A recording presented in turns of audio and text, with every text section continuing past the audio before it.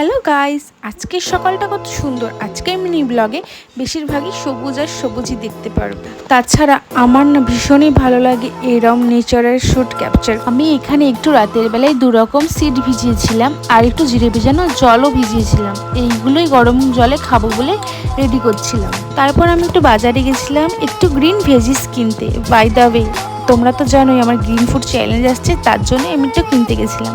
তো আজকে মার জন্য একটা গিফট পছন্দ হলো, তাই মাকে না বলেই একটু সারপ্রাইজ দিলাম। মাও তো হেভি খুশি হয়েছিল। তবে আজকে ওয়েদারটা বারবার ক্যাপচার করতে ইচ্ছা করছিল।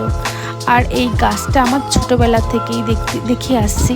আর কি সুন্দর নয়নটা ফুল ফুটেই হয়েছে, কেউ লাগাই। তারপর সন্ধ্যেবেলা একটু আইসক্রিম খেয়ে নিলাম। আর বিশেষ করে আমার এই আইসক্রিমগুলো খেতে অনেক ভাল লাগে।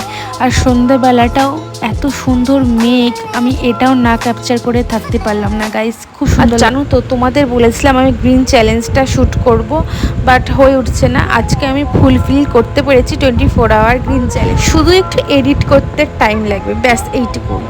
আমি আমার অমূল্য সময় কিছুতেই নষ্ট করি না। আমার যেটুকু কাজের মধ্যে আমি ফাঁক পাই ওইটুকু টাইমে আমি ভিডিও করি। সবাই ভাবছে যে আমি অমূল্য সময় নষ্ট করে আমি ভিডিও করছি, বাট আমি এরকম কিছুই করি না।